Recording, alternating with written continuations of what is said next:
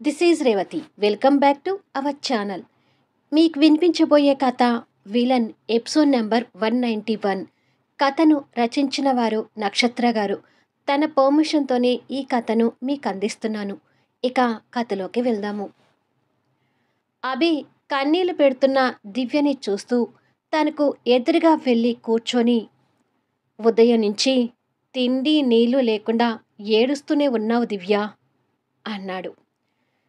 తిండి నీళ్లు లేకుండా నేను నీరసించిపోతున్నానని నువ్వు వర్రీ అవ్వకు. నేను ఎంత నీరసంగా ఉన్నా ఇంట్లో పని మనిషి డ్యూటీ కరెక్ట్గానే చేస్తాను అని అంది కోపంగా. ఆ మాటలు వింటూ కళ్యాణి భోజనం ప్లేట్తో అక్కడికి వచ్చింది. ఇదిగో అభి, భోజనం ప్లేట్ అని చెప్పి అభికి ఇచ్చి దివ్యని బాధగా చూస్తూనే అక్కడి నుంచి వెళ్ళిపోయింది.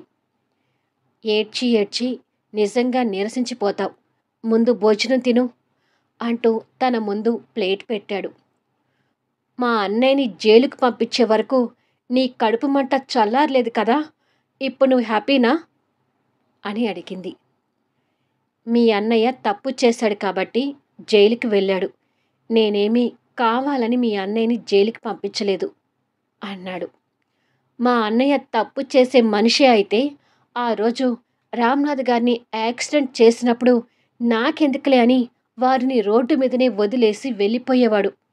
కానీ మా అన్నయ్య అలా చేయలేదు. ఎందుకంటే మా అన్నయ్య మానవత్వం ఉన్న మనిషి కాబట్టి దగ్గరికి వెళ్ళి ఆయన్ని హాస్పిటల్లో అడ్మిట్ చేశాడు. ఇకపోతే మా నాన్నగారి ప్రాణాలు పోవడం వెనక నీ స్నేహితురాలేమో అని పొరపడి మా అన్నయ్య ఆ క్షణం తెలియకుండానే తన మీద ద్వేషం పెంచుకున్నాడు. అలా అని చెప్పి అందరూ అనుకున్నట్టుగా అన్నయ్య తప్పు చేయలేదు.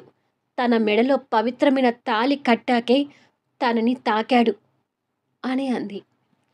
ఒక అమ్మాయి మనసేంటో తెలుసుకోకుండా తాళి కట్టడం తప్పు అయితే కట్టిన తాళి గురించి దాచిపెట్టడం కూడా మరొక తప్పు దివ్య అన్నాడు అభి. అయితే నువ్వు చేసింది కూడా తప్పే అంటారు కదా అభి. ప్రేమ పేరుతో మోసం చేసి నా మెడలో తాళి కట్టావు, అది కూడా తప్పే కదా అంది దివ్య. నాది తప్పు అవునా కాదా అనేది పక్కన పెడితే మీ అన్నయ్య అందరి దృష్టిలో సంజుని క్యారెక్టర్ లేని దాన్ని చేయటం పెద్ద తప్పు. అంతదాకా ఎందుకు? సంజన మంచితనం గురించి తెలియక ముందు నువ్వు సంజనని ఎన్ని మాటలు అన్నావో గుర్తు తెచ్చుకో అన్నాడు అభి. అన్నాను అభి, తనని నేను, మా అమ్మ, ఆదిత్య ముగ్గురు మాటలన్న వాళ్ళమే, కానీ అలా మాట్లాడటానికి పరిస్థితులు కారణం అని అంది. ఆ పరిస్థితులు కల్పించిందే మీ అన్నయ్య కదా అన్నాడు అభి. ఆ పరిస్థితులు కల్పించినందుకు మా అన్నయ్య తల వంచి క్షమాపణ అడుగుతున్నాడు కదా. పశ్చాత్తాపానికి మించిన ప్రాయశ్చిత్తం లేదంటారు. ఇప్పుడు మా అన్నయ్య ఆల్రెడీ ఆ శిక్ష అనుభవిస్తూనే ఉన్నాడు అంది దివ్య. క్షమాపణ అడగటం, క్షమించటం ఇవన్నీ మనం మాట్లాడుకోవటం కాదు. ఇది మీ అన్నయ్యకి సంజనాకి సంబంధించిన విషయం. గాయపడిన ఒక ఆడపిల్ల మనసు త్వరగా కోలుకోలేదు. పైగా ఏ తప్పు చేయకుండా సంజన అందరితో నానా రకాలుగా మాటలు పడింది. తన స్థానంలో ఉండి కూడా ఆలోచించాలి అన్నాడు అభి. నీకు నీ స్నేహితురాల గురించి బాధగా ఉంటే జైల్లో ఉన్న మా అన్నయ్య గురించి నాకు బాధగా ఉంది అంది దివ్య కన్నీళ్ళు పెడుతూ. ఆ క్షణం వరకు కాస్త ఆవేశంగా మాట్లాడిన అభి ఆ ఆవేశాన్ని తగ్గించుకొని, మీ అన్నయ్య బెయిల్ మీద రిలీజ్ అవుతాడులే, వరి అవ్వకు, కాస్త ఈ భోజనం చెయ్యి అన్నాడు ప్లేట్ అందిస్తూ. నాకొద్దు, నేను తినను అని అంది. చెప్పేది విను దివ్య, భోజనం తినకుండా ఉంటే నిజంగానే నీరసించిపోతావు అని అన్నాడు. నాకేం వద్దు, నా కళ్ళ ముందు నుంచి భోజనం తీసుకెళ్ళు. నువ్వు కూడా నా ముందు నుండి వెళ్ళిపో, లేదంటే ఇప్పుడు నీకు నాకు గొడవలు అవుతాయి అని అంది. అక్కడ యశ్వంత్ దివ్య ఫోన్కి ట్రై చేసి స్విచ్ ఆఫ్ రావడంతో అభికి చేస్తున్నాడు. అభి పాకెట్ నుండి ఫోన్ తీసి చక్రి నుండి వస్తున్న కాల్ అని అనుకొని లిఫ్ట్ చేసి, యశ్వంత్ భోజనం చేశాడా చక్రి అని అడిగాడు. అది విని అక్కడ యశ్వంత్, ఇక్కడ దివ్య ఆశ్చర్యపోతున్నారు. హలో చక్రి, మాట్లాడవేంటి? రిక్వెస్ట్ చేసేనా? యశ్వంత్ భోజనం తినేలాగా చేయమని చెప్పాను కదా, భోజనం తిన్నాడా అని అభి మళ్ళీ అడిగాడు. ఈ మెంటలోడికి నా మీద ఇంత లవ్ ఎక్కడి నుంచి వచ్చింది అని యశ్వంత్ మనసులో కోపంగా తిట్టుకొని, నేను చక్రిని కాదు యశ్వంత్ని అని అన్నాడు. చక్రి అనుకొని యశ్వంత్ భోజనం గురించి అడిగినందుకు అభి గిల్టీగా ఫీల్ అవుతూ ఛ అని మౌనంగా అనుకున్నాడు. దివ్య భోజనం చేసిందా అని అడిగాడు యశ్వంత్. లేదు, భోజనం తినమని అడుగుతున్నా కూడా తినకుండా వాదిస్తుంది అన్నాడు అభి. తనకి ఫోన్ చేస్తుంటే స్విచ్ ఆఫ్ అని వస్తుంది, ఒకసారి తనకు ఫోన్ ఇవ్వు అన్నాడు యశ్వంత్. సరే అని మీ అన్నయ్య లైన్లో ఉన్నాడు అంటూ దివ్యకి ఫోన్ అందిస్తుంటే దివ్య ఆతృతగా ఫోన్ తీసుకొని హలో అన్నయ్య అని అంది. చెల్లెలు గొంతులో బాధని తెలుసుకొని, ఎందుకమ్మా అంతగా ఏడుస్తున్నావు? నేను పర్మనెంట్గా జైల్లోనే ఉంటాననుకుంటున్నావా ఏంటి అని అన్నాడు. అలా అసలు అనుకోను అన్నయ్య అంది కన్నీళ్ళు తుడుచుకుంటూ. చూడు దివ్య, నేను బాధలో ఉన్నానని మీ అందరికీ తెలుసు.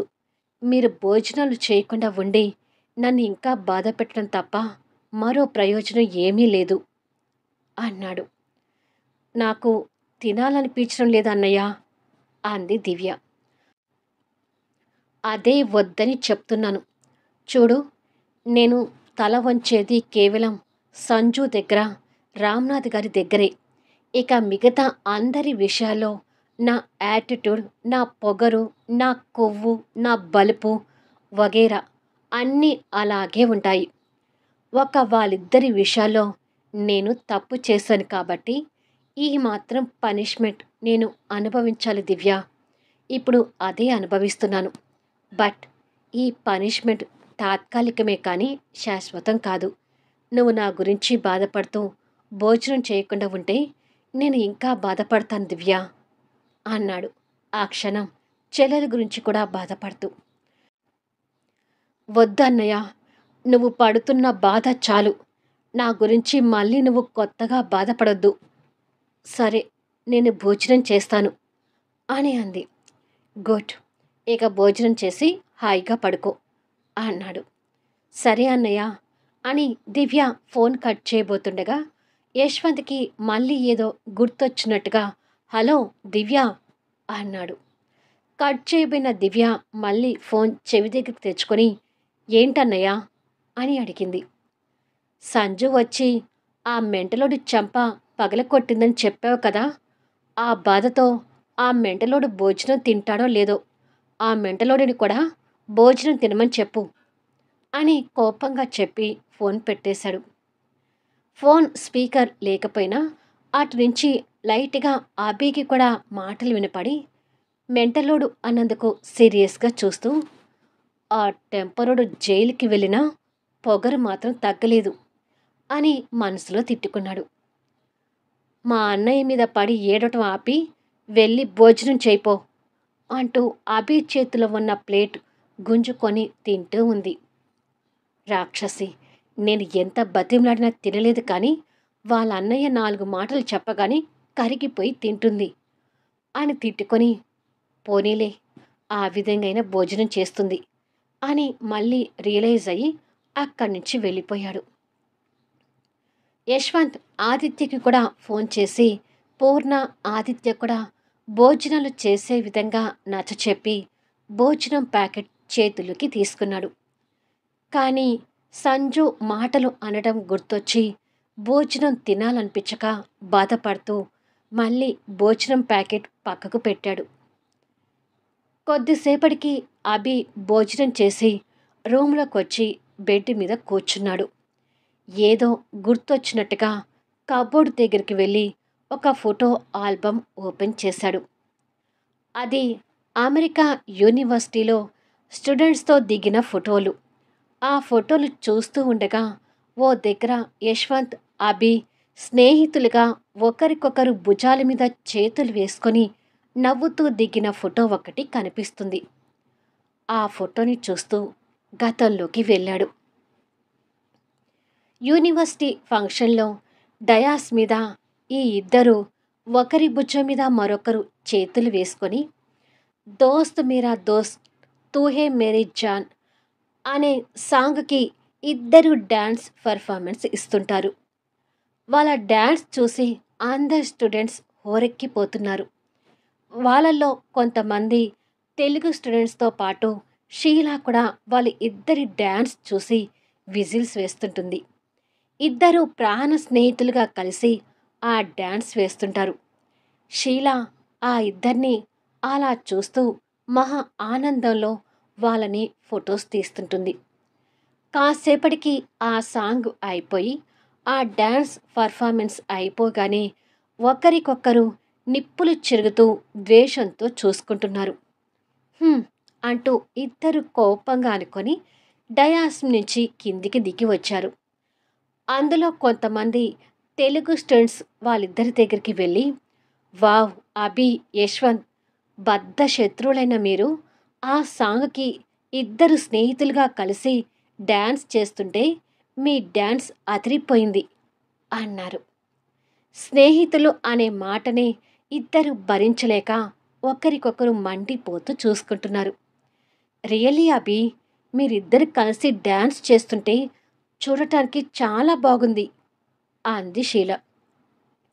"షటప్ షీల, కావాలని ఈ డ్యాన్స్ పేరు మీద మా ఇద్దరి పేర్లు ఇచ్చావు కదా" అని అడిగాడు యశ్వంత్. అదే నిజం కాబట్టి షీల భయపడుతూ మౌనంగా ఉండిపోయింది. ఆ విషయంలో అభి కూడా సీరియస్ అవుతూ, "అసలు శత్రువులైన మా ఇద్దరి పేర్లు ఆ సాంగ్కి ఎలా ఇవ్వాలనిపించింది షీలా" అన్నాడు. "ఎప్పుడూ శత్రువులుగా చూస్తున్న మీ ఇద్దరిని స్నేహంగా ఉంటే ఎలా ఉంటారో చూడాలి అనుకున్నాను" అంది షీల. "ఇంకొకసారి ఇలాంటి పిచ్చి పిచ్చి వేషాలు వేస్తే పళ్ళు రాళ్ళ కొడతాను" అని యశ్వంత్ షీలాకి సీరియస్ వార్నింగ్ ఇచ్చాడు. మామూలుగా అయితే యశ్వంత్ షీలాని ఏదైనా అంటే అభి ఊరుకోడు. కానీ ఇక్కడ షీలా తప్పు ఉంది కాబట్టి యశ్వంత్తో కలిసి ఆ డ్యాన్స్ చేయటం అభికి కూడా ఇష్టం లేదు కాబట్టి మౌనంగా ఉన్నాడు. చదువు నేర్చుకునే యూనివర్సిటీ మీద గౌరవం ఉంది కాబట్టి ప్రొఫెసర్ ముందు పరువు పోకూడదనే ఉద్దేశంతో ఈ డ్యాన్స్ చేయటానికి వెళ్లాల్సి వచ్చింది అని కోపంగా చెప్పి షీలాని అభిని అదే కోపంతో చూస్తూ అక్కడి నుండి వెళ్ళిపోయాడు యశ్వంత్. అభి కూడా అదే ఉద్దేశంతో యశ్వంత్తో కలిసి డ్యాన్స్ చేయటానికి వెళ్ళాడు కాబట్టి షీలాని కోపంగా చూస్తూ అభి కూడా అక్కడి నుంచి వెళ్తుంటాడు. ఈ అభి యశ్వంత్ కాస్త స్నేహితులైతే నా ప్రేమకు ఏమన్నా హెల్ప్ అవుతుందేమో అనుకొని వీళ్ళిద్దరినీ కలపాలని చూశాను. కానీ ఇద్దరి మధ్య పచ్చి గడ్డి వేస్తే బగ్గుమనేటట్టుగా ఉంది అని మనసులో అనుకొని, "అభి, అభి, ఎక్స్క్యూజ్ చెయ్యి" అంటూ షీలా అభి వెంట వెళ్తుంటుంది. "నువ్వు చేసిన పనికి నాకు కూడా కోపం వస్తుంది షీలా" అంటూ అభి ముందుకు వెళ్తున్నాడు. "ఒకే ఒక్కసారైనా మీ ఇద్దరిని స్నేహంగా చూడాలనిపించింది అభి. సారీ, ఇంకొకసారి ఇలా చేయను" అని చెప్తుంటుంది. అభి కోపంగా వెళ్ళి అక్కడ ఉన్న రెస్టారెంట్ గార్డెన్లో 4 చైర్స్ ఉన్న టేబుల్ దగ్గరికి వెళ్ళి కూర్చున్నాడు. షీలా కూడా వెళ్ళి అభికి ఎదురుగా కూర్చొని, "అసలు మీ ఇద్దరి మధ్య ఉన్న శత్రుత్వం ఏంటి?" అని అడిగింది. "అతని యాటిట్యూడ్ అతనికి నన్ను శత్రువుని చేసింది" అన్నాడు అభి. "ఏంటి?" అని అడిగింది షీల అర్థం కానట్టు. "నేను ఈ యూనివర్సిటీకి ఎంటర్ అయిన ఫస్ట్ రోజు" అంటూ వాళ్ళిద్దరి మధ్య జరిగిన ఒక ఇన్సిడెంట్ చెప్తున్నాడు. అభి చేతిలో ఉన్న ఫోన్లో ఏదో చూసుకుంటూ ఫస్ట్ రోజు యూనివర్సిటీకి ఎంటర్ అవుతున్నాడు. ఎదురుగా యశ్వంత్ ఒక యాటిట్యూడ్ స్టైల్లో చేతిలో ఉన్న బుక్ని ఎగరేసుకుంటూ పట్టుకుంటూ ముందుకొస్తున్నాడు. అలా అభికి కొంత దగ్గరగా వచ్చేసరికి ఆ బుక్ వెళ్ళి అభి చేతి మీద పడింది. దాంతో అభి చేతిలో ఉన్న ఫోన్ కింద పడి స్క్రీన్ డ్యామేజ్ అయింది. బుక్ కూడా కింద పడబోతుండగా యశ్వంత్ క్యాచ్ చేసి పట్టుకున్నాడు. అభి పగిలిన ఫోన్ చూసి ఎదురుగా ఉన్న యశ్వంత్ వైపు చూస్తున్నాడు. యశ్వంత్ యాటిట్యూడ్ సహజంగానే రెక్లెస్గా పొగరుగా ఉంది. కింద పడిన ఫోన్ చూసి కూడా అభిని రెక్లెస్గా చూస్తూ చేతిలో ఉన్న బుక్ని మళ్ళీ తిరిగేస్తూ పట్టుకుంటున్నాడు. నా ఫోన్ పడేసి కనీసం సారీ కూడా చెప్పకుండా ఏంటి ఆ లుక్ అన్నాడు అభి కోపంగా చూస్తూ. వాట్? నేను సారీ చెప్పాలా?